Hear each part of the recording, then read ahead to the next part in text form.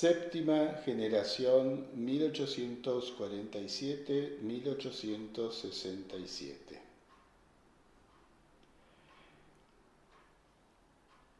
A partir de 1823 es sensible y constante la disminución del personal debido a las numerosas secularizaciones y a la escasez de vocaciones. En 1854 se pierde el convento de Corrientes al morir el último religioso y ante la dificultad de darle un sucesor. En 1859 la provincia cuenta con 33 sacerdotes, 4 estudiantes y 3 cooperadores. A pesar de la inevitable declinación provocada por las causas ya anotadas, la provincia se mantiene y cuenta con hombres notables en esta primera mitad del siglo, como los catedráticos Juan Nepomuceno Chorrarín, Olegario Correa y Antonino Fulías en Buenos Aires, Francisco Solano y Mariano Bustamante, Felipe Serrano, Felipe Santiago Savid y Ramón y Tomás de los Santos en Córdoba, Paulino Brizuela en Mendoza y Pedro Fernández y José Manuel Romero en San Juan, Ramón del Sueldo y José Manuel Pérez en Tucumán, que enseñan a clérigos y laicos.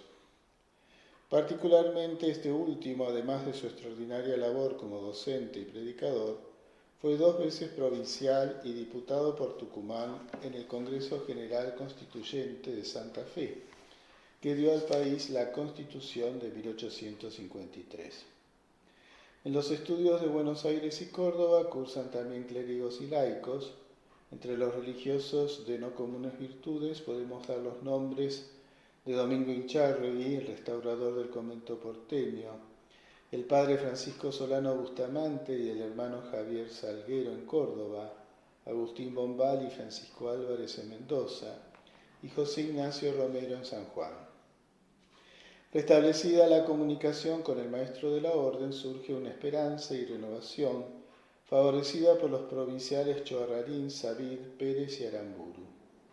Este movimiento, respaldado por Roma, sobre todo desde 1850, por el vicario general y luego maestro fray Alejandro Vicente Handel, cristalizará en 1857 al establecerse en Córdoba la vida de estricta observancia.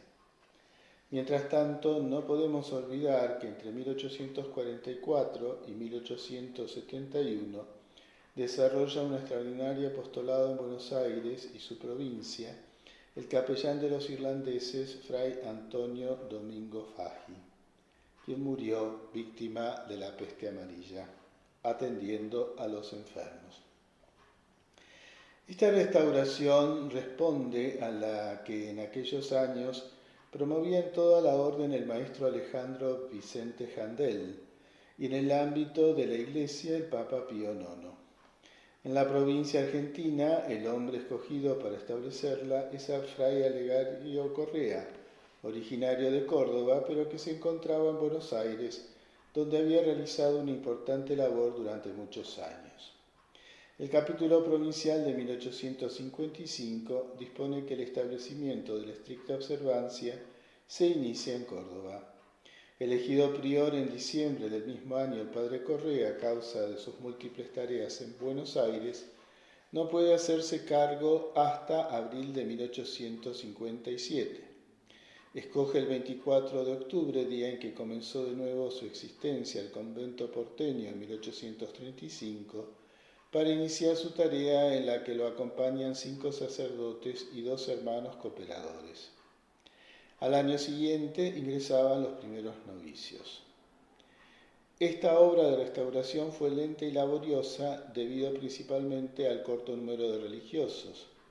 A diferencia de otras provincias sudamericanas, Chile, Ecuador, Perú, esta no contó con la colaboración de personal europeo y debió bastarse a sí misma, lo que retardó la incorporación de los demás conventos, salvo el de Buenos Aires, que se hizo en 1862 por obra de fray Tomás de los Santos el 27 de junio.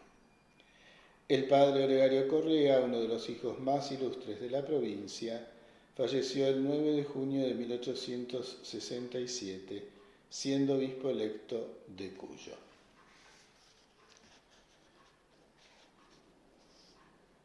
Estos fueron los provincialatos de esta generación entre 1847 y 1867. Luego del segundo periodo de Fray Felipe Santiago Savid, le siguió Fray José Manuel Pérez entre 1847 y 1851.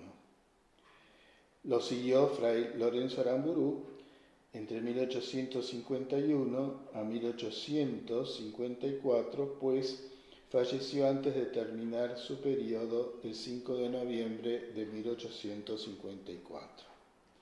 Fray Pedro Mayorga fue su vicario para terminar el provincialato entre 1854 a 1855. Le correspondió el vicariato por ser prior de Córdoba, donde se celebraban los capítulos provinciales. Le sigue en un tercer provincialato Fray Felipe Santiago Savid, pero murió siendo provincial por tercera vez el 23 de septiembre de 1856. Su vicario fue Hermenegildo Argañarás entre 1856 y 1857, que era prior de Santa Fe, en la cual iba a ser la sede del próximo capítulo. En 1857 es elegido nuevamente Fray José Manuel Pérez, nombrado por el maestro Alejandro Vicente Handel el 6 de marzo de 1857, falleció el 29 de septiembre de 1859, habiendo ya convocado a capítulo que debía celebrarse en Córdoba, no en Santa Fe, como lo había determinado el de 1855. Durante su gestión y con su apoyo, el 24 de octubre de 1857, Fray Olegario Correa dio comienzo en Córdoba a la restauración de la vida conventual. Lo sucede como vicario Fray Olegario Correa, prior de Córdoba. Fue vicario provincial durante el breve tiempo que medió entre la muerte del padre Pérez y la celebración del capítulo, que fue el 9 de noviembre. Le siguió Fray Hermenegildo Argañarás, 1859-1863, en su periodo se incorporó definitivamente a la vida común el convento de Buenos Aires, en 1862. Finalmente seguirá el provincialato de Fray Félix Luque entre 1863 y 1867. Cabe destacar entonces que los provincialatos fueron el de 1847 en Córdoba, también el de 1851, el de 1855, el de 1859, el de 1863 y el de 1867 se realizó en Santa Fe. Provincialato de Fray José Manuel Pérez. Fray José Manuel Pérez había nacido en Tucumán el 24 de junio de 1787 y murió en la misma ciudad 72 años después, o sea, el 29 de septiembre de 1859. Sus padres fueron don Juan Antonio Pérez y doña María Vasconcelos. Tuvo un hermano, Juan Antonio, que también fue dominico, prior de Tucumán y predicador apreciable. No nos entretengamos en la infancia de José Manuel, que transcurrió, como la de los niños acomodados de su tiempo, entre los juegos y las devociones caseras del virreinato y entre las clases de gramática y humanidades que asistían en algún convento. Pero sí fijémonos en este detalle. El 5 de marzo de 1800, el Cabildo de Tucumán pide al convento de los padres dominicos que abran un curso de filosofía en sus claustros para proporcionar a los jóvenes, dice, la instrucción y educación, cuando menos en las artes liberales, a fin de que, conociendo el mal y el bien, sean útiles a la sociedad y queden capaces para cualquier ejercicio. Se abrió efectivamente la cátedra de filosofía, fue su primer profesor el padre dominico Juan Nepomuceno Chorrarín, medio hermano del doctor Luis, de larga figuración en Buenos Aires, y fue uno de sus primeros alumnos, el joven José Manuel Pérez.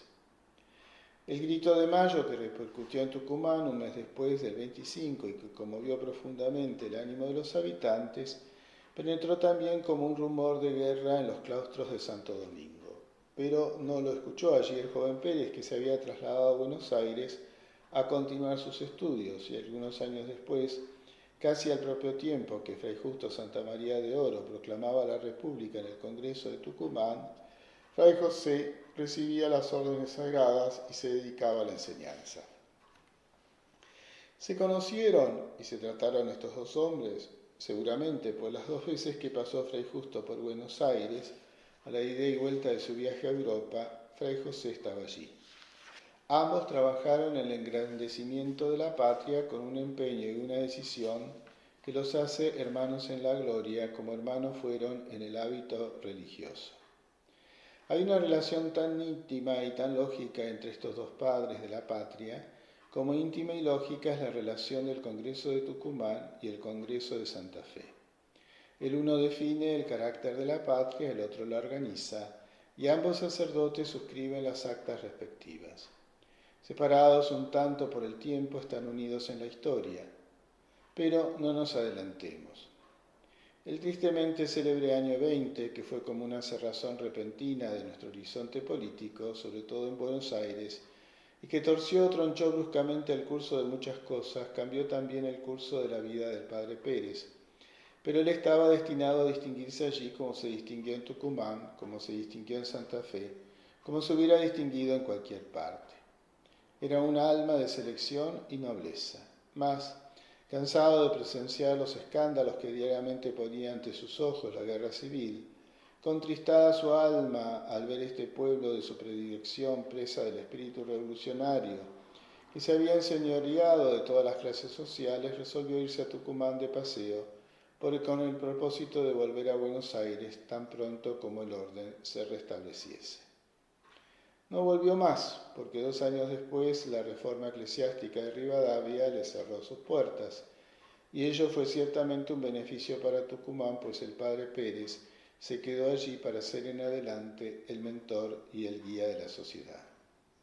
Abrió su escuela de gramática, filosofía y teología, maestro ya después de haber sido discípulo 15 años antes. ¿Qué tal esa escuela? Alumnos suyos fueron el doctor Alurralde, el doctor Salustiano Zavalía, su colega en el Congreso de Santa Fe, el doctor Tiburcio López, rector de la histórica Universidad de Córdoba, el virtuoso obispo doctor Moisés Araos, don Rufino Cosio, el doctor Ezequiel Colombres, don Marcelino de la Rosa, el doctor Verdía, gobernador que fue de Tucumán, y 100 más expectables ciudadanos o miembros salientes del clero nacional. Fue así el padre Pérez la más alta y prestigiosa autoridad moral de Tucumán durante muchos lustros, pero fue también el hombre más modesto y retraído de su tiempo.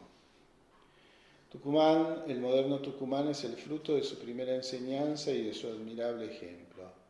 Inglaterra supo un día que había llegado al condado de Kent un monje solitario y triste que se expresaba en un idioma extraño, pero fue tal la impresión que causaron el aspecto y la elocuencia de sus facciones, al mostrarles un pequeño crucifijo, que todos sin discusión aceptaron el celestial mensaje de que era portador el peregrino. Cuando la nación de los anglos se consolidó años después y las abadías y monasterios se llenaron con los hijos de los reyes, recordaron que aquel incomparable florecimiento y prosperidad habíales anunciado el monje, y en señal de gratitud consagraron su nombre como el del fundador de la patria. Así también debió hacer Tucumán con este predicador evangélico que le anunció la grandeza de su montaña excelsa y de su selva resplandeciente. Y así lo ha hecho levantándole una estatua en el atrio de Santo Domingo. A nosotros nos cuesta ahora explicarnos la grandeza y el prestigio de un hombre que huye sistemáticamente de la calle, de la plaza, del círculo, del comité o del club, acostumbrados como estamos a consagrar las personalidades precisamente desde esas plataformas obligadas. La larga y destacada figuración del padre Pérez en Tucumán y en el país nos muestra como el verdadero valer, el verdadero mérito, es como la verdad, como la luz, como la belleza, que a veces se oculta, pero que siempre irradia. Yo no sé si es fatalidad o suerte nuestra que siempre aparezca algún inglés en los momentos más decisivos de nuestra historia, o al lado de nuestros grandes hombres. Ello es que también el padre Pérez tuvo que vérselas con uno, con Mr. Andrews, que en el año 1825 llegó a Tucumán después de haber visitado todo el norte argentino y de habernos dejado un valiosísimo libro sobre esa región. No sé cómo este señor supo que había yacimientos de oro y plata en los cerros Bayo y Negro de Tucumán, y provisto de amplios poderes presentó a la Sala de Representantes de aquella provincia un proyecto de contrato para explotar dichas minas. En ese año el padre Pérez, diputado por el departamento de Río Chico, y hay que convenir que le tocó representar un papel importantísimo en ese asunto, colocándose por encima de todos los prejuicios nacionales y de todos los egoísmos provinciales con que hubo que luchar aquel señor inglés. Uno de esos prejuicios nacionales con que eran mirados los súbditos británicos venía desde las invasiones inglesas, en cuyo rechazo Tucumán también había tomado parte con el contingente de hombres que envió, y luego en la internación de los 200 ingleses vencidos que le tocó alimentar. No era pues favorable a un inglés el ambiente financiero social de Tucumán, pero no era este tampoco el inconveniente más grave. Al fin, este buen inglés no parecía llevar miras de intentar ninguna otra invasión. El inconveniente más serio era el egoísmo malentendido de los tucumanos, que sostenían que las minas de Tucumán eran de ellos, de los tucumanos, o por lo menos de sus hijos. Y por más que Mr. Andrews, en nombre de la compañía, ofrecía pagar a la provincia el 6% del producido líquido anual realizado, un otro 2% sobre el mismo producto como donación destinada al establecimiento y sostén de un colegio de ciencias prácticas y una escuela Lancaster en Tucumán, para cuyo fin se comprometía a dar y mandar a su costa los instrumentos elementales matemáticos y científicos, un laboratorio y aparatos de química para enseñar la mineralogía y una colección de minerales europeos como base para formar un museo de historia natural. Mas, a pesar de todos estos ofrecimientos y regalías, la discusión fue larga y acolorada en el seno de la Asamblea. El inglés, o mejor dicho, su proyecto, tenía allí un opositor formidable y prestigioso, el doctor José Agustín Molina, secretario que fuera del Congreso de Tucumán, después obispo, y que sostenía lo que él estimaba derecho exclusivo de los tucumanos. Pero tomó la palabra el diputado Padre Pérez y después de desvanecer esos prejuicios y esos egoísmos, con un espíritu y un discurso ampliamente liberal y patriótico, logró cambiar la impresión de la sala y el proyectado contrato se firmó entre el gobierno de Tucumán y Mr. Andrews. Se anuncia la guerra con el Brasil, se pide contingente de hombres a las provincias y el coronel Lamadrid es enviado a traer el de Tucumán. Allí acababa recién de finalizar aquella especie de tragicomedia política de que nos habla el general Paz en sus memorias cuando nos dice que 3 pretendientes aspiraban al gobierno y que los 3 se hacían la guerra mutuamente. Algo así como una reproducción de los 3 gobernadores que hubo en Buenos Aires en un mismo día del año 20. Eran aquellos don Javier López, don Diego Araoz y don Bernabé Araoz, primo hermano del anterior. Don Bernabé ocupaba la plaza que tenía guarnecida con artillería, siendo los cívicos pardos su fuerza principal. Don Diego ocupaba con la suya el este y sur de la ciudad y López el oeste. Don Bernabé guerrillaba todos los días contra su primo, y contra López, López contra don Bernabé y contra don Diego, y este contra los dos. Después de una buena temporada de esta triple y diaria escaramuza, que nada decidía pero que no dejaba de costar sangre, resultó lo que debía suceder, que los dos más débiles se unieron contra el más fuerte, con lo que la guerra se hizo más regular y más activa. Don Diego se unió con López contra su primo, ofreciéndole como gaje de reconciliación su linda hija en matrimonio, el cual se efectuó en algún tiempo después, renunciando enteramente el suegro a sus pretensiones y contentándose con un empleo subalterno. En cuanto a don Bernabé, hay que decir que solo la muerte pudo vencerlo y desarmarlo, porque él jamás renunció a su ambición de mando. Pero todo esto, como digo, acababa de pasar cuando llegaba la Madrid a ese escenario borrascoso. Diego Araoz ha renunciado por fin y ocupa su lugar don Javier López, cumpliendo órdenes de Buenos Aires. Ha salido a la campaña a reclutar gente para el Brasil. La Madrid, allí está cerca de la ciudad, adiestrando los numerosos reclutas que se le van reuniendo. Pero he aquí que un buen día, por uno de esos movimientos tan impulsivos, tan extraños, tan suyos propios, resuelve acabar con el gobernador López, así ejecutivamente como acaba él todas sus cosas, y lo ataca y asalta el Parque de la Plaza y toma preso al coronel Diego Araoz, se apodera de la ciudad y reúne la sala de representantes y le intima que elija nuevo gobernador y naturalmente la sala elige al vencedor. Sucede esto el 25 de noviembre de 1825. El padre Pérez ya no es diputado en ese mes, pero elegido la Madrid gobernador, disuelta la sala y llama a nuevas elecciones de diputados y es reelecto el padre Pérez por Río Chico. Es curioso e interesante lo primero que hace, presenta una moción que sea llamado a juicio el coronel Lamadrid y comparezca en el recinto a dar explicaciones de su actitud tan extraña con el gobernador López. Y Lamadrid, el bravo, el invicto, el impertérrito, el poco amigo de dar explicaciones a nadie, se presenta en la sala y ocupa el sitio que se le ha señalado. Y allí habla y responde a las interrogaciones de este diputado fraile. Debió ser emocionante esa sesión extraordinaria en que aparecen como actores estos dos hombres tan distintos y tan grandes. Viene al recuerdo un Ambrosio y un Teodosio, después de Tesalónica, un Francisco de Victoria y un Hernando de Lerma, un Trejo y un Ramírez de Velasco. Otro de los asuntos en que tomó parte eficientemente el padre Pérez, siendo diputado en Tucumán, fue el proyecto que presentó el año 31 al ministro don Eusebio Agüero de enajenar todos los bienes de los religiosos y extinguir las comunidades de los regulares. Dos eran los motivos principales que apoyaba su proyecto: la pobreza de la provincia para hacer frente a la guerra de Quiroga y el número diminuto de religiosos que había en cada convento. Pero, por fortuna, Fray Manuel era representante en esa ocasión, dice un periódico de aquel tiempo, y solo contra todos sostuvo un acalorado debate que duró 3 días, al cabo de los cuales ya el hábil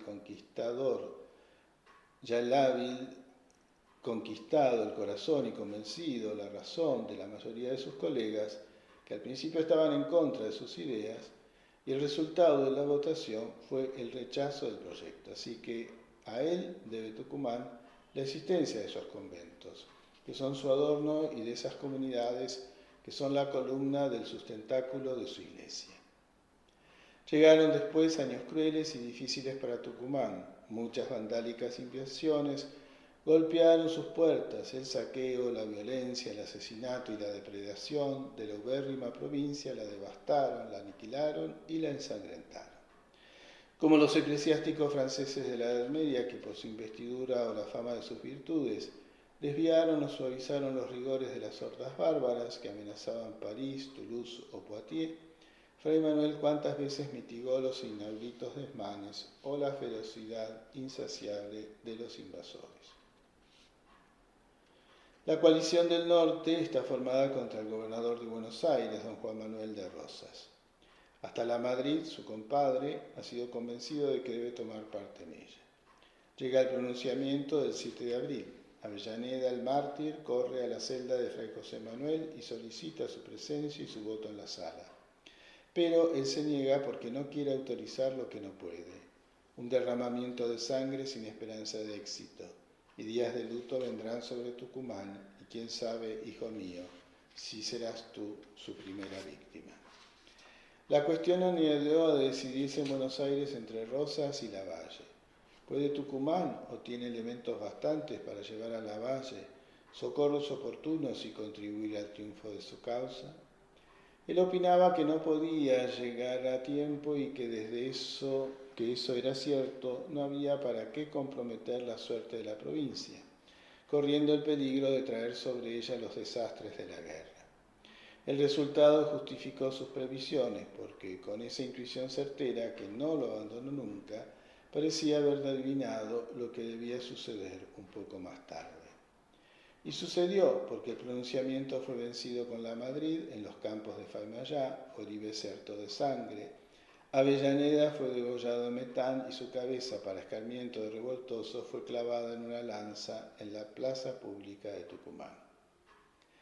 El año 1847, el padre José Manuel Pérez es nombrado prelado superior de la Orden Dominicana en la República y con ese motivo debe bajar a Buenos Aires. Rosas, que tuvo conocimiento de la actitud del padre en Tucumán y que se engañó confundiendo su abstención con adhesión a su política, lo llenó de honores y distinciones, de todos los cuales él solo aceptó los pasaportes necesarios para hacer su visita canónica a los conventos. Llega a Caseros, el acuerdo de San Nicolás y Tucumán. En cumplimiento del pacto firmado, envía a Santa Fe sus dos representantes, que son el padre Pérez y el doctor Salustiano Zavalía, su discípulo. De Buenos Aires mismo se traslada al Congreso y es designado presidente de las sesiones preparatorias que se inician el 15 de noviembre de 1852. El Congreso General Constituyente de Santa Fe. ¿Será cierto que la verdad es un espejo que se rompió hace mucho tiempo y que los hombres viven discutiendo a cuál tienen en su poder el fragmento mayor? Y en este caso, ¿quién lo tenía? Las 13 provincias reunidas en el nobilísimo empeño de construir y organizar la patria, o Buenos Aires, la separatista, la orgullosa, la cismática. En presencia de los resultados definitivos que ahora palpamos, podremos decir que estamos en posesión de toda la verdad, afirmando que Buenos Aires engañó. Pero no fue todo Buenos Aires quien se engañó. Ahí está el coronel Lagos, el gran Lagos, al frente de casi toda la provincia, pregando por la unidad de la nación con un amor tan desesperado y tan grande, que él solo hace olvidar la equivocación de sus hermanos. Es cierto que en esos congresales rodeados por la anarquía, la disgregación y la ruina, sin precedentes nacionales en la forma federal de gobierno, contando apenas con los ensayos constitucionales de 1819 y 1826, tuvieron que tomar como punto de partida el Tratado del 4 de enero de 1831, y levantándose con un esfuerzo supremo por encima de las pasiones, de los intereses efímeros, de los peligros amenazantes, alcanzaron a mirar a través de las nubes tormentosas los destinos luminosos de la República. 3 sacerdotes, como se sabe, tomaron parte en este congreso.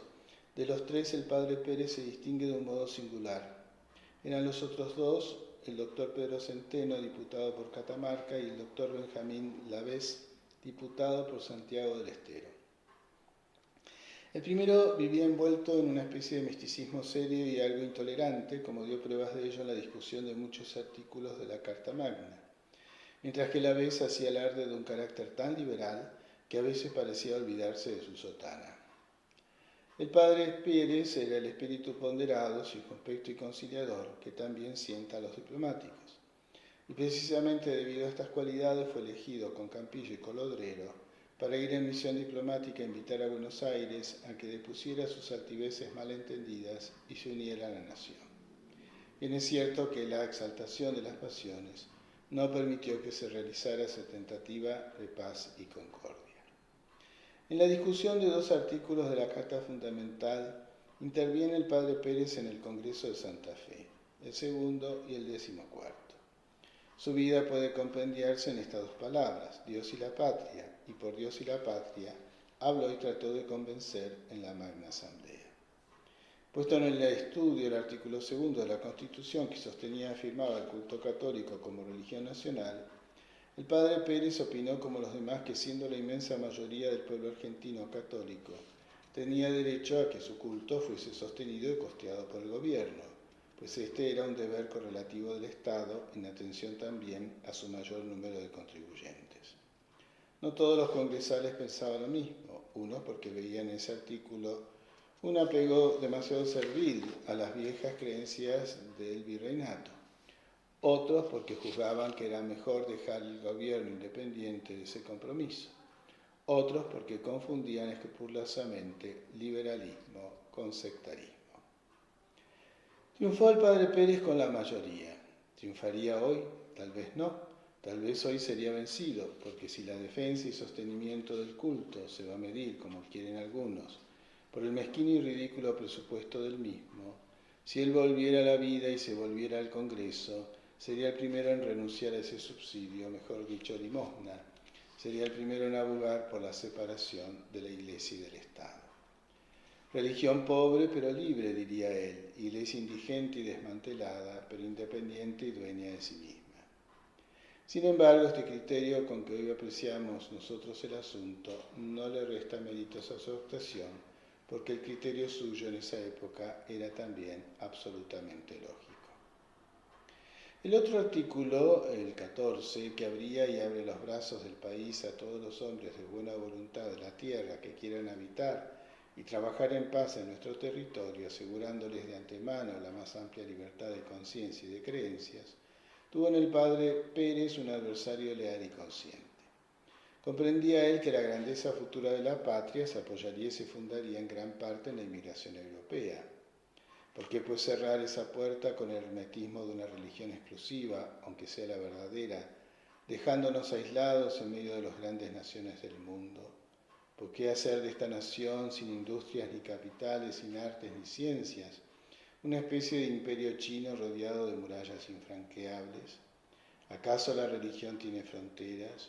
¿No había dicho el Maestro que los verdaderos adoradores del Padre lo adorarían en espíritu y en verdad en todas las latitudes del globo?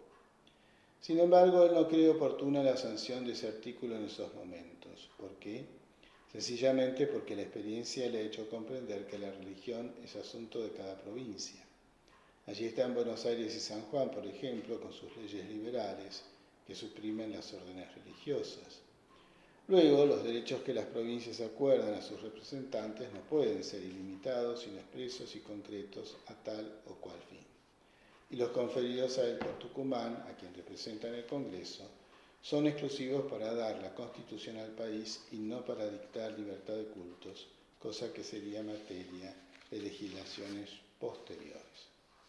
Sancionar en esos momentos la tal libertad sería impolítico, pues significaría remover las cenizas de las luchas civiles a medio apagar todavía.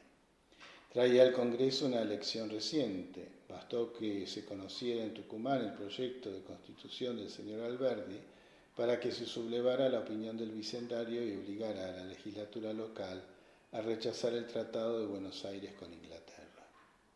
Agregó que, compulsadas las ventajas que en el futuro pudiera traer ese artículo con los males reales, que él veía cernirse amenazadores sobre el país, le parecía que estos eran más atendibles que aquellas.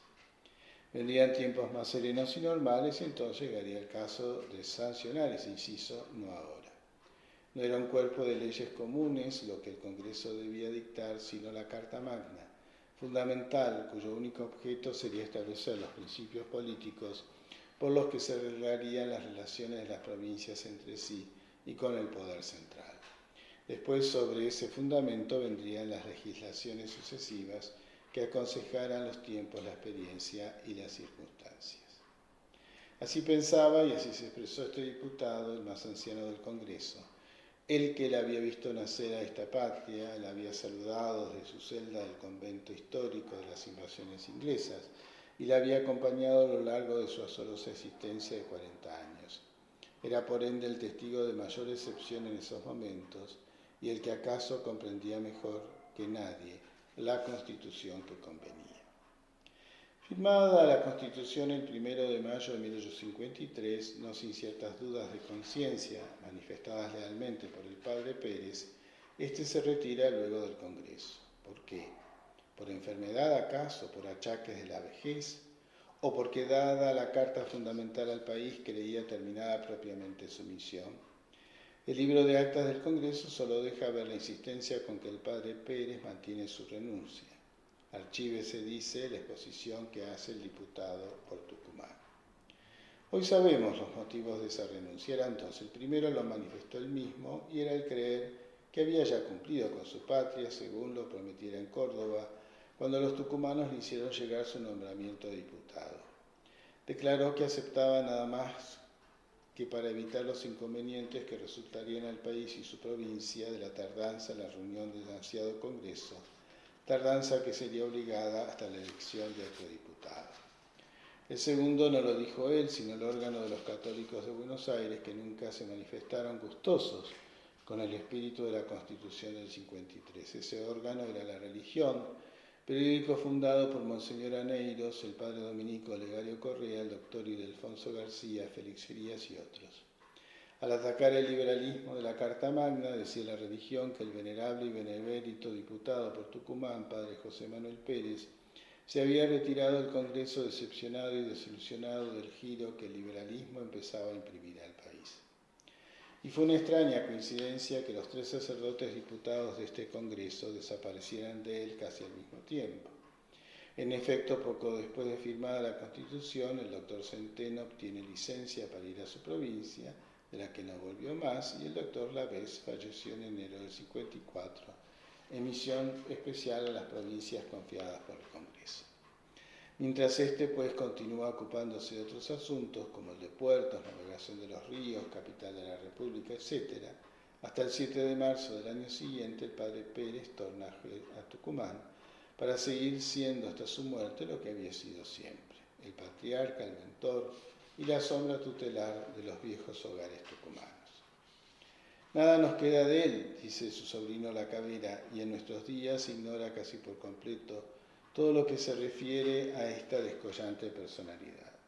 El tucumano más amado de su época y uno de los más ilustres hijos de esa tierra, tan fecunda en grandes hombres.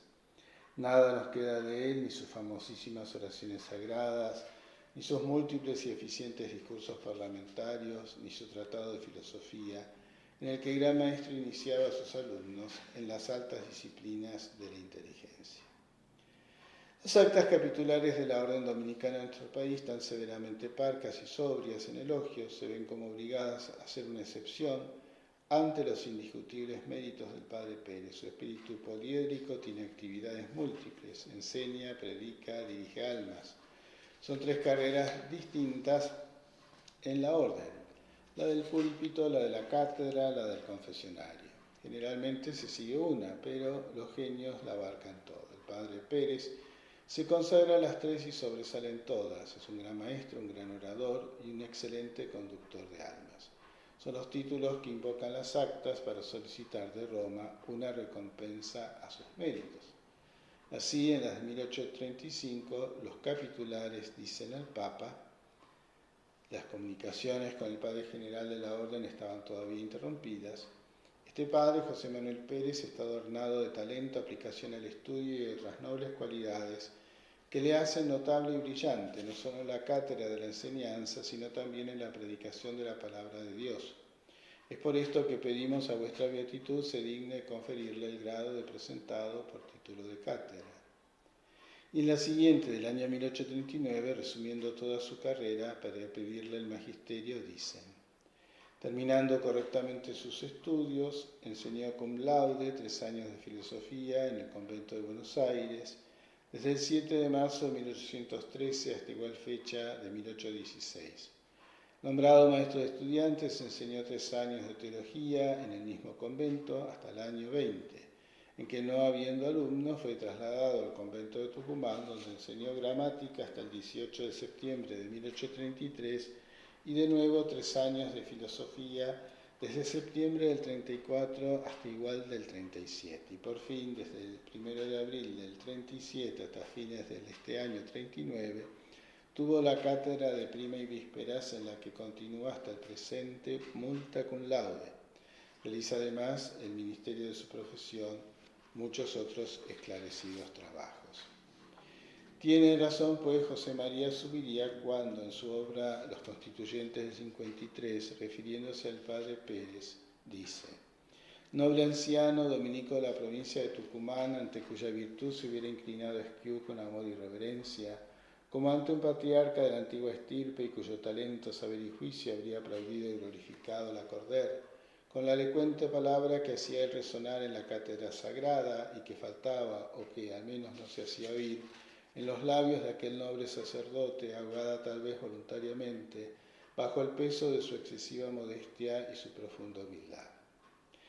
En cambio, Ricardo Rojas, en el tomo 14 de sus obras, dice: dos frailes aparecen en la Constituyente de 1853, Fray José Manuel Pérez, diputado por Tucumán, anacrónico, aunque venerable personaje, que nada entendió de lo que hacía aquella asamblea liberal, y Benjamín Lavés, diputado por Santiago.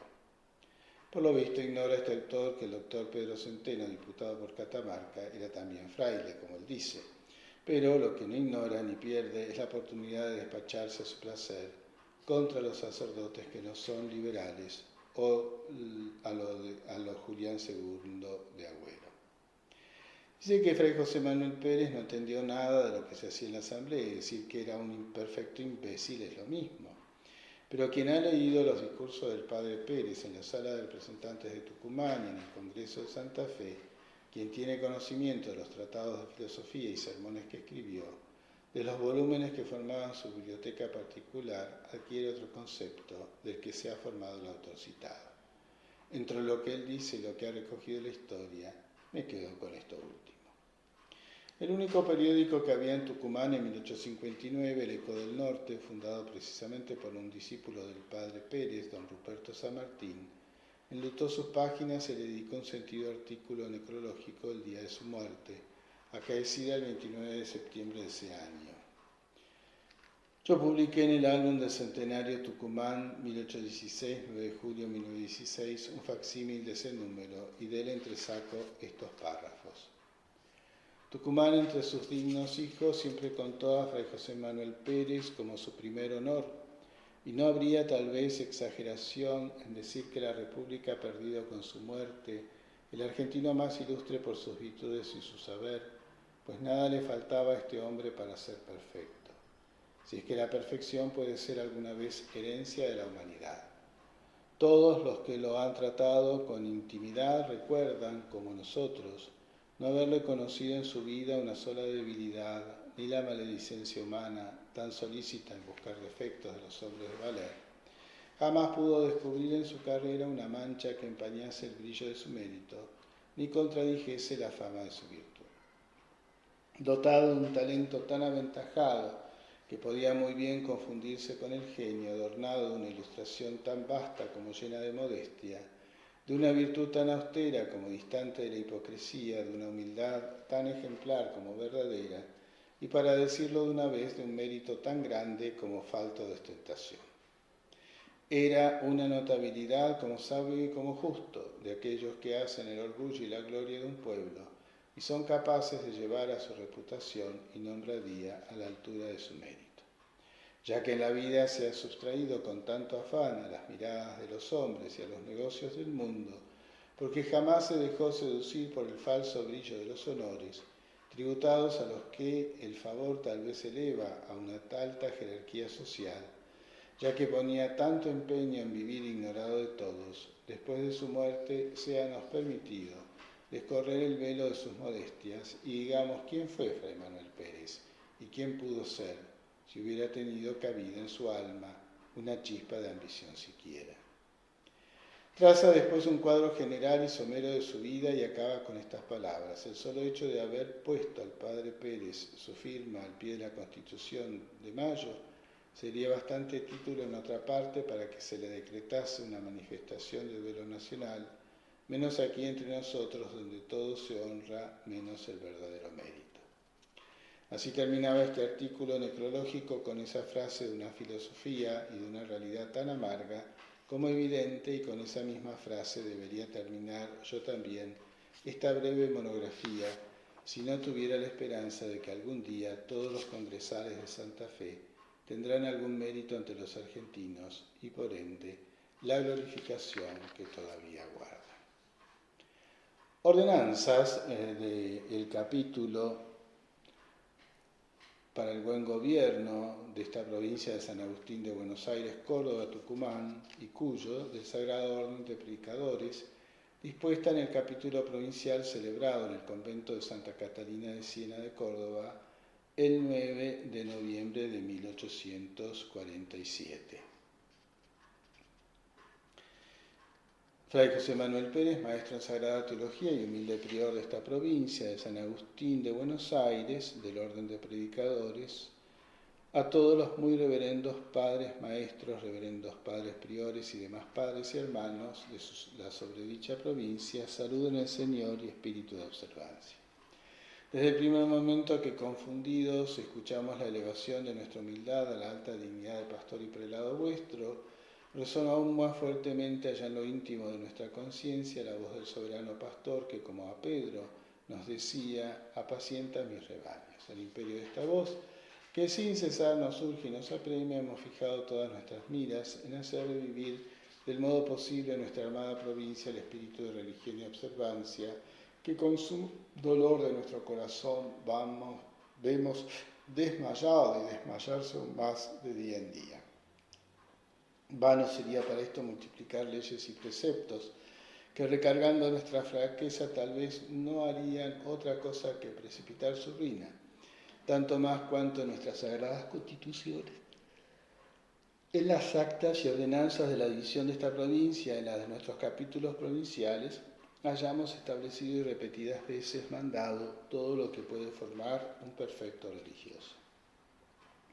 Por tanto, hemos creído llenar nuestro deber con solo llamar a las puertas de vuestras conciencias, recomendándoos el más exacto cumplimiento de las referidas ordenanzas y estatutos. A este fin, las confirmamos de nuevo si fuera necesario y en nuestra voluntad se observen, respeten y obedezcan como si en el presente capítulo fuesen establecidos. Y por cuanto el culto de la majestad divina, la observancia regular y el estudio son las tres principales deberes de nuestra procesión, de acuerdo con nuestro venerable definitorio, hemos tenido a bien renovar expresamente y ordenar varios puntos relativos a ellos, reservando para el tiempo de nuestra visita establecer las ordenaciones y preceptos análogos a las necesidades particulares que observaremos en los diferentes conventos. En primer lugar, el culto, debiendo siempre tener presente la pureza de conciencia con que debemos llegarnos a la mesa del altar para no hacernos reos del más ingrato y sacrílego deicidio. Recomendamos a los reverendos padres priores cuiden con la mayor vigilancia que nuestros sacerdotes no dejen pasar tiempo considerable sin purificarse con la confesión sacramental para celebrar el tremendo sacrificio de la misa, conforme a lo dispuesto en los inmediatos capítulos provinciales y en el general de Bolonia, advirtiendo que haremos en nuestra visita un grave cargo a los que encontraremos transgresores en tan delicada materia. Bajo la misma prevención mandamos que en aquellos conventos donde por la escasez de sacerdotes no puedan cantarse las misas semanales de difuntos, se canten indispensablemente sus procesiones semanales y en las misas de los 4 aniversarios del año, pues unos y otros se pueden desempeñar con 1 o 2 religiosos y son por otra parte tan conformes a la piedad y caridad de nuestro santo instituto. Con este motivo se hace preciso ordenar, como ordenamos, que los sacerdotes a quienes se encomiendan por comunidad algunas misas cantadas sobre el número de las que tienen de obligación, no se excusen ni perciban por ellas más limosna que la ordinaria y común de 8 reales. Siendo la oración mental y el rezo del oficio divino en comunidad los santos ejercicios tan estrictamente mandados por nuestras constituciones, tan útiles a nuestro aprovechamiento espiritual y tan convenientes para buen ejemplo y edificación de los pueblos, exhortamos encarecidamente a la continuación de su práctica, ordenando que la oración se tenga indispensablemente a las horas de ley, excepto en aquellos días en que la infinidad de las muchas ocupaciones de la comunidad lo impida. Que el oficio divino se rece con la pausa y gravedad debidas a la alta majestad que alabamos, y para que en los conventos chicos no se vea el coro exhausto de religiosos, mandamos que asistan a él aún los exceptuados y graduados, siempre que su presencia sea precisa para llenar el número de comunidad. Tanto porque el espíritu de nuestra ley, al acordar tales excepciones y grados, supone que haya otros individuos en número suficiente para desempeñar el coro, cuanto porque la misma primacía de sus rangos y posiciones los llama a ser los primeros en dar ejemplo de piedad y devoción. Ordenamos, pues, a los reverendos padres priores, los compelan a la sobredicha asistencia y en caso de una resistencia temeraria les apliquen la pena conveniente. En segundo lugar, las ordenanzas se refieren a la observancia regular. Para que nuestra conducta no se desvíe totalmente del espíritu de nuestra vocación, es necesario tener presente siquiera aquello que se haya muy particularmente recomendado en nuestras constituciones y que en cierto modo distingue nuestro estado de común de los fieles. Tales son el ayuno y el silencio, que por lo mismo se hace preciso conservar en cuanto lo permitan las circunstancias de los tiempos. Para esto mandamos que el ayuno se observe con toda exactitud, cuando menos en las ferias sextas, tiempos de Adviento y de Cuaresma, sin permitir en estos días el indulto de la carne, sino por suma escasez de alimentos cuadragesimales o grave dificultad de proporcionarlos. Asimismo mandamos a los reverendos padres priores celen y cuiden que se guarde el silencio en nuestros claustros, particularmente a las horas de reposo, por lo cual mandamos hacer señas con la campana interior por la noche al toque de agonía, y por el media hora después del refectorio, y por cuanto la reunión de niño y su continua vocería turba el silencio y reposo de los religiosos, mandamos que en adelante se impidan tales reuniones alejando de los claustros a todos los niños, y en caso que los padres tengan alguno para su servicio, cuidarán que estén recogidos en sus celdas, so pena de ser privados de su compañía por la reiterada contravención a este precepto. Es indudable que la continua o habitual omisión de aquellos deberes, al parecer pequeños, importa un desprecio formal de la ley y que éste no puede practicarse sin un grave cargo de conciencia. Por esta razón recomendamos a los reverendos padres priores, en su defecto a los superiores o vicarios, tengan en sus respectivos conventos el capítulo de culpas, al menos cada 15 días, según está mandado en las ordenanzas del último capítulo provincial, y traten hacer observar las leyes del depósito, particularmente el conventual, que deberá tenerse al fin de cada mes. Por la misma razón, cuidarán que los religiosos se recojan al convento a las horas de la ley y laudable costumbre, cuando salgan a sus diligencias, cuyas salidas mandamos no se permitan excepto los casos de necesidad, sino después de concluidas las ocupaciones de la comunidad, y esto aunque no tengan que asistir a ellas los que pretendan salir. Y por cuanto debemos manifestar nuestra religiosidad hasta en nuestro ropaje, recordamos la ley de que nuestros vestidos interiores sean sin lujo ni profanidad alguna y su color simplemente blanco.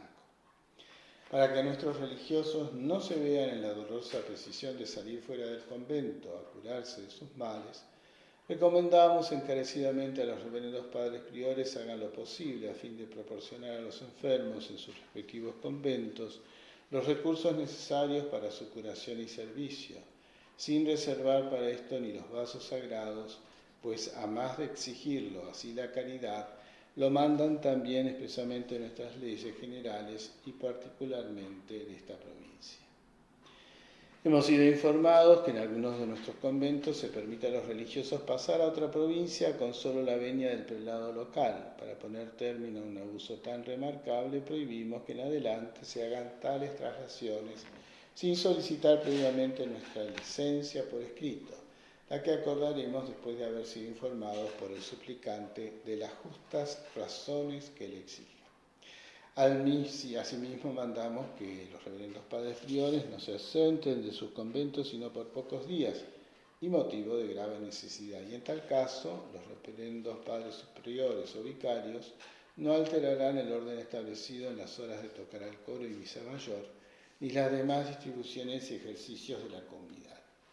Siendo el tiempo del noviciado el más a propósito para formar las costumbres y el espíritu de los jóvenes que visten nuestro santo hábito, y atendiendo los graves, deplorables inconvenientes que resultan del descuido de este punto, mandamos a los padres maestros de novicios les instruyan en todo lo perteneciente a nuestras constituciones, cuiden que se confiesen en los días establecidos por ellos, que no salgan a la calle sino pocas veces, y en el modo y forma repetidas veces mandado por nuestros antecesores, que les inspiren sentimientos religiosos y les apliquen el ejercicio de todas las virtudes, sin descuidar para esto de la civilidad y moderada cultura en su trato y maneras, para no exponer por esta falta al ridículo y al desprecio la santidad de nuestro Estado.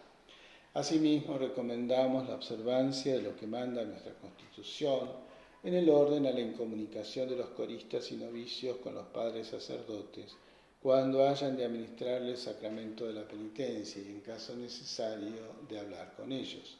Serán llamados a la portería del mismo noviciado, previa la licencia del maestro de novicios. Lo mismo se hará cuando algún seglar solicite verlos, no permitiéndole pues, por ningún motivo la entrada. Los estudios.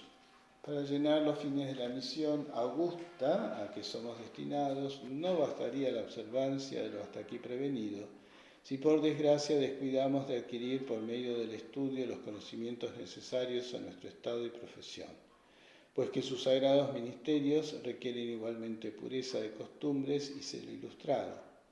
Por otra parte, la ignorancia, que ha sido en todos los tiempos la raíz funesta del desorden, es también, por una consecuencia necesaria, el principio de nuestra destrucción. Privados los pueblos de la doble utilidad que se propusieron al admitirnos en su seno, la edificación y la enseñanza, mal pueden dispensarnos su amor y su respeto, y así perdidos por nuestro descuido los más poderosos agentes de nuestra conservación, nos hacemos reos de infidelidad ante Dios y ante los hombres. Para evitar, pues, en lo posible estos males, recomendamos a los padres regentes y lectores la mayor posible vigilancia y exactitud en las clases, a fin de que sus alumnos, ya sean sacerdotes, ya coristas o novicios, se apliquen al estudio y desempeñen diariamente las actuaciones escolásticas y, en caso de repetidas faltas, les impongan la pena conveniente. Y por cuanto la interrupción en las horas de clase es tan perjudicial al progreso de los estudiantes, mandamos a los reverendos padres priores que ordenen las horas de tocar al coro y misa mayor con arreglo de nuestro plan de estudios y distribuyan siempre las demás ocupaciones accidentales de la comunidad sin perjuicio del tiempo que deben emplearse en las aulas, previniendo que haremos en nuestra visita un grave cargo a los prelados que en este punto hallaremos negligentes. Con igual recomendación, mandamos que en todos nuestros conventos se tenga indispensablemente las conferencias morales en los días de costumbre, cuidándose que asistan a ellas todos los padres que no estén exentos por la ley. Y para que su asistencia no sea de pura ceremonia, encargamos a los reverendos padres regentes que amonesten y reprendan a los que se presuma prudentemente haber concurrido sin la previa lectura y meditación de los asuntos discutibles. Asimismo, mandamos que de los 3 días en que semanalmente deben tener lugar estas funciones, se elija uno al arbitrio del presidente, en el cual el caso o asunto de conferencia deberá ser sobre materias religiosas, o sea, un punto de teología moral que diga relación con el estado religioso. Teniendo en justa consideración la escasez de religiosos que puedan dedicarse a la carrera de la enseñanza, que muchos de los que por sus aptitudes podrían desempeñarla suficientemente se arredran de optarla por el largo tiempo de 2 horas, que para su aprobación exige el plan de estudios de esta provincia, y atendiendo, por otra parte, a que este tiempo no prueba las más veces la suficiencia de los opositores, hemos tenido a bien ordenar, como ordenamos que en adelante, por lo que respecta al tiempo, se tengan por suficientes las oposiciones que en la elección y argumento no empleen menos de 1 hora, y con tal que el opositor tenga a su favor las cualidades de una buena conducta, aplicación del estudio y regular capacidad. Después de esto, cerramos ya nuestras ordenanzas con aquellas palabras que el apóstol cerró su primera carta a los cristianos de Tesalónica. Los convoco por el Señor que se lea esta carta a todos los santos hermanos. Rogamos por el Señor a los reverendos padres priores y, si es necesario, les mandamos bajo precepto formal que luego de recibir estas nuestras ordenanzas las hagan publicar solemnemente a su respectiva comunidad con las actas de nuestro capítulo provincial. Provincialato de Fray Lorenzo Aramburu. Nace en 1802, hijo del convento de Córdoba, profesor en 1819. En 1827 es lector en curso futuro y maestro de primeras letras, lector de filosofía, maestro de novicios, maestro en sagrada teología. En 1839 se pide la presentatura de cátedra, actualmente vacante por ascenso al magisterio del muy reverendo padre maestro Fray Buenaventura Pérez. Para el reverendo padre lector Fray Lorenzo Aramburu, terminados sus estudios, enseñó filosofía loable y fructuosamente desde el 8 de julio de 1833 hasta el mismo día de 1836. Enseñó después 3 años de teología, desde julio de 1836 hasta lo presente, en que sirve las 2 cátedras de nona y vísperas. Años estos últimos que le deben contarse por 6 de acuerdo con la concesión de vuestra paternidad reverendísima en su confirmación de las actas de 1835. Fuera de los méritos referidos en las actas capitulares de 1839, en cuya atención se le pidió y obtuvo la presentatura, desempeñó después su curso loablemente, enseñando 3 años de filosofía en el convento de Córdoba, o sea, desde 1844 a 1847. Fue allí mismo regente de estudios, desde el 42 hasta el 47, y entre otros trabajos que realizó en utilidad ilustre de nuestra religión, desempeñó 2 veces el priorato de dicho convento.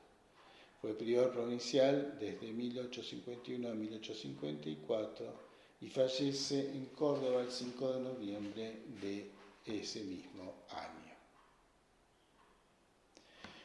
Fray Pedro Mayorga va a ser vicario entre 1854 y 1855. Hijo del convento y de la ciudad de Córdoba, nace en 1815. Figura como formando en 1835, ordenado en 1839, predicador general. Ejerció en dicho convento los cargos de capellán del Rosario y prior. Definidor en el capítulo provincial de 1851, convoca el de 1855 como prior de Córdoba y vicario provincial. El padre provincial Aramburu fallece el 5 de noviembre de 1854, un año antes de terminar su periodo. Queda al frente de la provincia como vicario, como prior de Córdoba, sede del siguiente capítulo, quien en mayo del año siguiente convocó a elecciones. También será definidor en el capítulo de 59. Si bien a partir de ese año se le asigna al convento de San Juan, el obispo de Córdoba lo solicita como capellán del cementerio San Jerónimo, por lo que debe exclaustrarse. Fallece en Córdoba el 22 de septiembre de 1869. Sigue a continuación el provincialato, tercer provincialato del padre Savid, que correspondería entre 1855 a 1859. Pero al fallecer el padre Savid, lo sustituye Fray Hermenegildo Argañarás entre 1856 y 1857.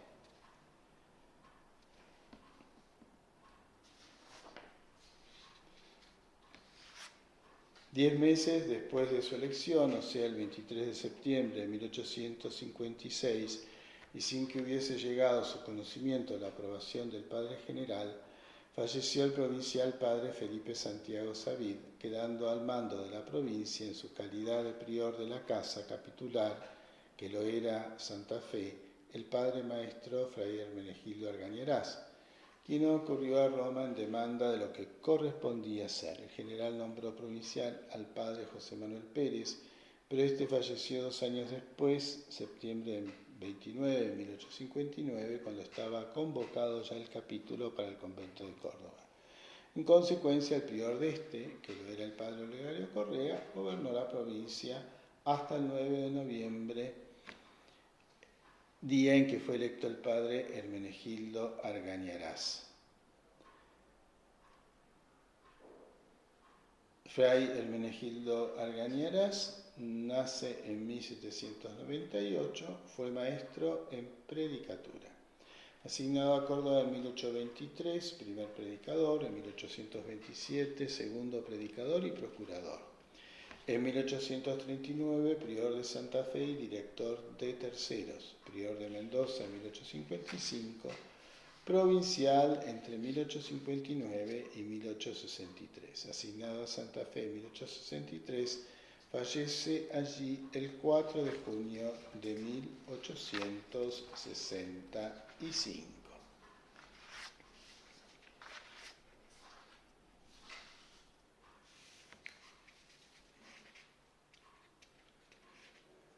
Lo sigue como provincial y último de esta generación el padre maestro Fray Félix Luque, 1863-1867. El Pueblo Católico, periódico cordobés, comentó así el fallecimiento de este padre Luque en su número del 21 de agosto de 1870. El 8 del corriente ha dejado de existir el muy reverendo padre Fray Félix Luque, prior del convento de predicadores de Santa Fe. La religión dominicana ha perdido una de sus principales columnas y la provincia de Córdoba uno de sus dignos hijos. El padre Luque había hecho una carrera distinguida de su orden, desempeñando muchas veces, entre otros cargos, los de predicador general y prior de los conventos de Buenos Aires y Santa Fe, y por una vez, es decir, por un cuatrienio, el de provincial, cuando todavía su edad parecía prometerle algunos años, pues apenas tenía 54, cuando su orden esperaba de él nuevos servicios, ha visto llegar al término de su peregrinación. Los días consagrados a solemnizar la memoria de su santo patriarca han sido los de su agonía. Su carácter afable y comedido le hicieron simpático a cuantos lo trataron. Así es que contaba numerosos amigos en los pueblos que fueron el asiento de su residencia, donde no dudamos que su muerte habrá producido una honda sensación. Nosotros que nos hemos honrado con su amistad y que le hemos sido deudores de muchas atenciones, pagamos este tenue tributo a su memoria, acompañando al mismo tiempo a la religión de predicadores en el dolor que manifiesta por la pérdida de tan digno hijo. ¿Cuáles fueron las ordenanzas de este provincialato? En primer lugar, traer a la consideración de todos que ya contamos en nuestra provincia con 2 conventos de estricta observancia, para mandar que, ya que no es muy fácil establecerla en todos, se esfuercen los prelados locales en irla introduciendo, si no es posible, desde luego, a lo menos poco a poco, y en el modo que se pueda, estableciendo las leyes del depósito general y particular, regulando, uniformando y prescribiendo el vestuario y demás necesario a los religiosos, de suerte que cuanto esté de nuestra parte nos acerquemos a este género de vida tan útil, tan precisa al estado religioso, cuanto es indudable que conservado en su vigor se halla el arte de formar cada uno un santo. Por tanto, encargamos, y si es necesario mandamos, a los reverendos padres, priores y principales presidentes de nuestros conventos, apliquen su celo, su destreza y sobre todo su prudencia para excitar a todos sus religiosos a abrazar y cooperar al establecimiento de la vida común en todos ellos, que mediten los medios más aptos para introducirla y que, extendiendo su plan, lo comuniquen al reverendo Padre Provincial para que determine lo que juzgare conveniente. Para despachar esta ordenación, querríamos que todos los prelados tuviesen presente que la ordenación, para aliviar su espíritu en punto de tanta gravedad, ha por muchas veces citado los nuestros para ante el tremendo tribunal del último día. En segundo lugar, traemos a su consideración y memoria cuánto está ordenado y lo está bajo gravísimas penas en un capítulo romano, sobre que los prelados locales no dispensen con frecuencia, sin grave y legítima causa, la meditación espiritual, que la comunidad debe hacer 2 veces al día en el coro, según el tenor de nuestras constituciones, y en los conventos donde no lo hay, al menos una vez después del rosario de la noche. Así lo mandamos, establecemos de nuevo, esperando que la vigilancia y celo de los superiores llenen materia tan santa e indispensable las piadosas miras de la orden, proporcionando para este acto de religión las horas más acomodadas para que nadie falte y que menos embaracen las demás distribuciones y atenciones de la comunidad según las circunstancias de los tiempos y lugares. Tercero, debiendo estar como estamos, del todo agradecidos a los fieles de las ciudades de la provincia que tan benéficos se han tomado sobre sí nuestra corporal subsistencia, encargamos a los prelados de nuestros conventos que se distribuyan con tal orden las misas en nuestras iglesias, que, si se puede ser, las haya en todas las horas de la mañana, con particularidad en los días festivos, deseando, y si es decente, rogando a todos los sacerdotes de la provincia, de cualquier gradación que fueren, que hechos cargo de la justicia de esta disposición, se esfuercen a no faltar a ella a una fuerza de sufrimiento. Y en los conventos chicos, donde por lo regular no hay sino 2 religiosos, que la última misa se diga a la hora más cómoda posible. Igualmente ordenamos y mandamos que en todos nuestros conventos haya un libro cuyo título sea sobre los benefactores, y en él se anoten todas las limosnas y beneficios que se hagan a la casa, aun cuando sean pequeños, para que, constando los prelados subsiguientes, sean considerados por ellos los oblantes, cuando exigiese nosotros alguna gracia, evitando de este modo el que se nos trate de ingratos, como generalmente sucede. En cuarto lugar, por cuanto parece muy conveniente que el prelado superior de la provincia tenga a menudo un conocimiento exacto del estado de cada uno de los conventos de su jurisdicción, para aplicar allí sus cuidados y desvelos donde fuere mayor la necesidad, ordenamos y mandamos a los reverendos padres priores escriban y den cuenta al prelado provincial por lo menos cada 2 meses del estado de sus respectivos conventos, ya en lo formal, ya en lo material, pues uno y otro deben ser el objeto de nuestra constante solicitud. Y no teniendo por ahora más que ordenar o prevenir, mandamos por último a los expresados padres priores y demás religiosos asignados que a la brevedad prudente se dispongan a caminar a los conventos de su asignación, si fuese posible de 2 en 2, esparciendo en las ciudades, en las campañas y aún en todos los lugares por donde transiten la palabra de Dios, el buen ejemplo y todo olor de santidad, cual corresponde a nuestra vocación y profesión.